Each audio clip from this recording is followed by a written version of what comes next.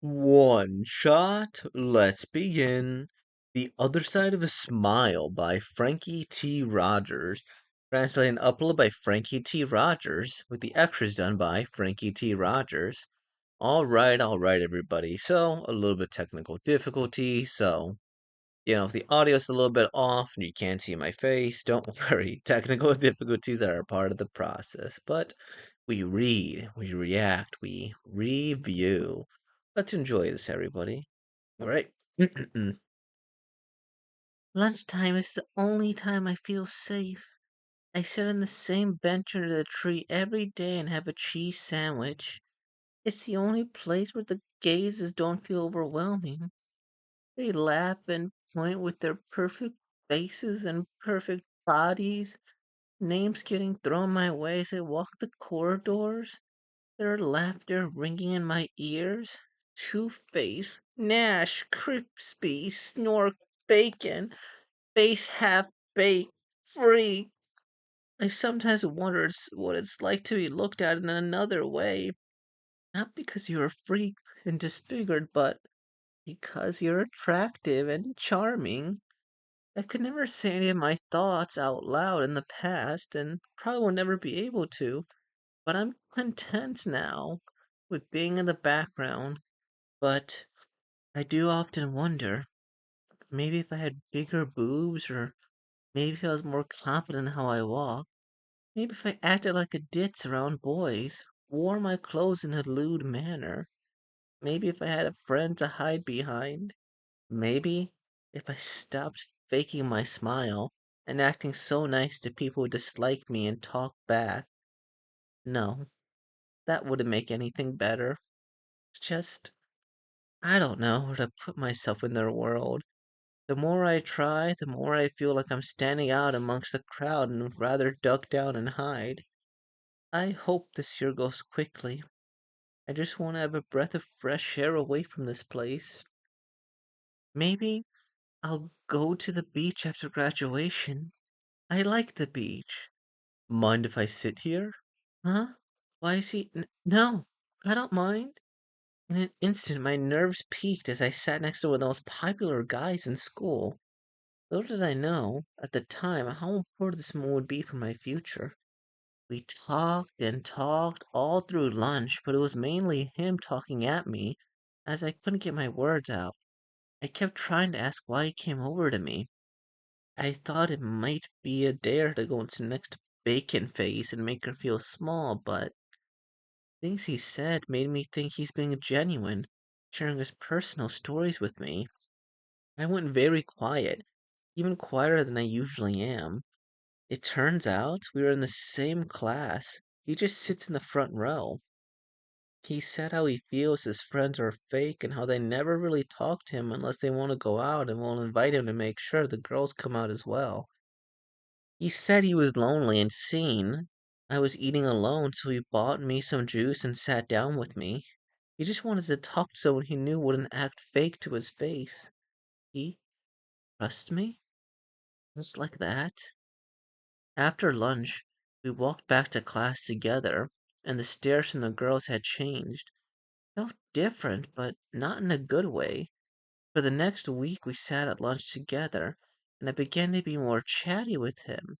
We even started to walk home together after he waited for me one time. As I felt myself more at ease around him, I felt like he was becoming friends. My first ever friend, to be exact. The looks didn't stop, but he stood up for me and made sure I wasn't being picked on. He invited me out one time with a group, but I was too shy to go. He said how he met a girl while he was out, and she has a fear of boys, and he's gonna spend some time with her next week. As she said, she felt okay around him, and he wants to build up resistance to her trauma. I got brave and messaged him back saying how I'd like to do the same the week after, and he said he'd love to, as he's a bit sick of going out with the same people all the time and never really enjoying it. I heard a festival is going on, but I don't like crowded spaces, so can we watch from afar instead?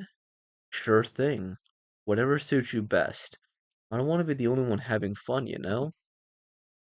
He's very funny and makes me laugh. He's always thoughtful and respectful around me. His smile makes me smile back, and it doesn't feel like I have to fake mine. I'm the happiest I've been in a long time. We even went on a few days before the festival to get me used to going out, as I was very nervous about it. And thanks to him, I am able to be myself more while we're out alone together. I even caught myself slouching less when I was out shopping one time. Of course, still nervous, a nervous wreck deep down, and embarrassed myself a lot.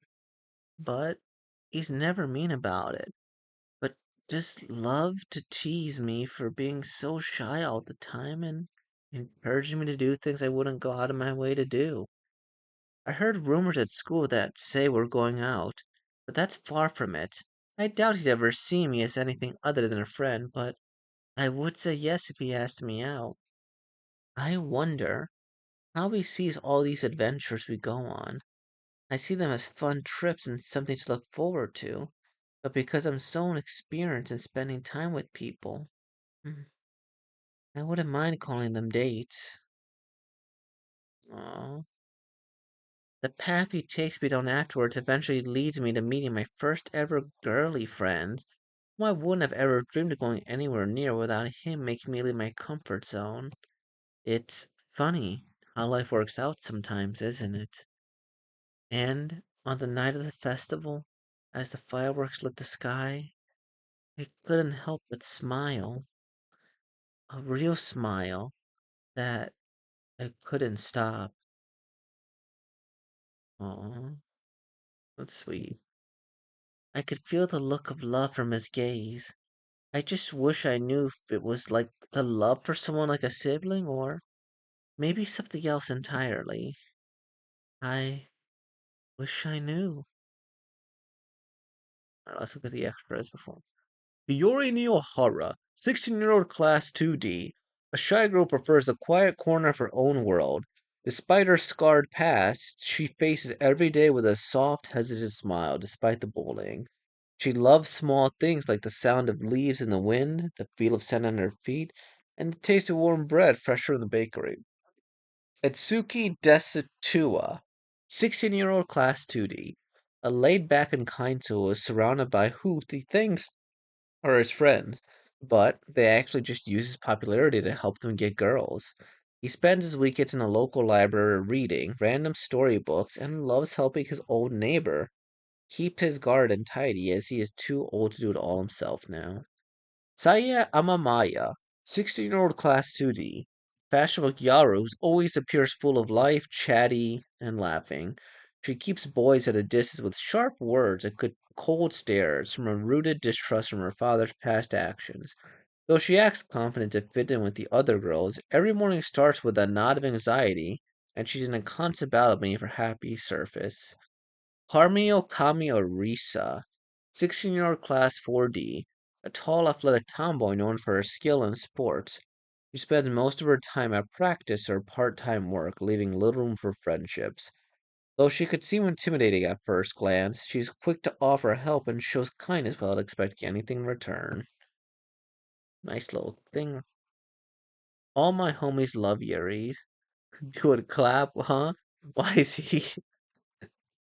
Word RLKZ chapter 2. Okay, and then this is the thing we read earlier. This is self-published. Frankie T. Rogers. I think this is pretty solid. I think that the concept is there. Um, how do I put this? This feels almost like it should be a visual novel more than it needs to be a one shot.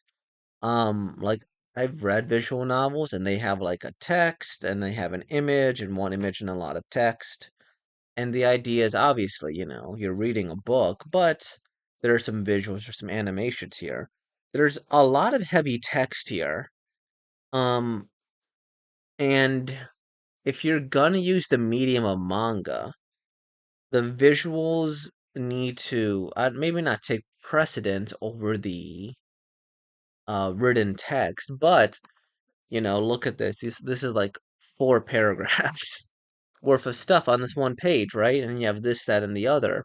There's so much going on here. Um, and I think near the end we kind of get to it a little bit. So if you could like distribute this over more pages, or maybe do a lot more dialogue, or maybe a little less telling and a little more showing, I think that would do wonders. At least for the medium of manga. I think this could potentially be the start of a novel, or this could potentially be something different than a manga, right? But if they are going to continue this, I think expanding upon the idea and thinking about what actually would convey this, I think that'd be kind of the way to go. There's a concept, there's a plan, and hey, this was just made, so we'll see where it goes in the future. We got the two girls who are obviously going to be their own thing in the future and related to them. And this is like a lovely smile, right? So I think that's a unique premise, and I think it's pretty cool. I just think it's more so again for the medium of manga. Um, if you're like even Death Note, I liked Death Note, but when I was reading it, sometimes it was so dense. It's like, okay, just write a book, right? Instead of doing a manga. And for this, uh, I mean, they got the backstories, they got the characters there. I didn't even, did they say the main characters' names? Oh, perfect body, sure. No, I don't mind. He talked a lot here, sure. Yeah, like they don't mention each other's names. And that's like another interesting thing. Like, because they have names, they have concepts, and it kind of feels like they're holding back, right? And I think that's kind of where I would like to see this a little bit more developed. It is a one shot, so of course there's a lot of room to develop and add more to the story. I think it has potential. I can't think of the um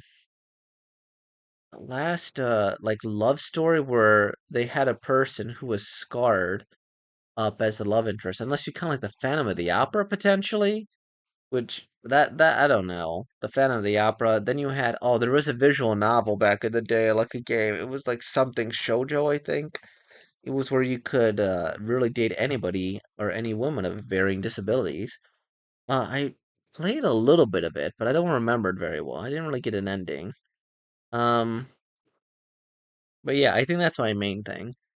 Heavy text. This feels more like an inner monologue, and maybe the author potentially going through something themselves and then kind of putting it in manga form, like when boom.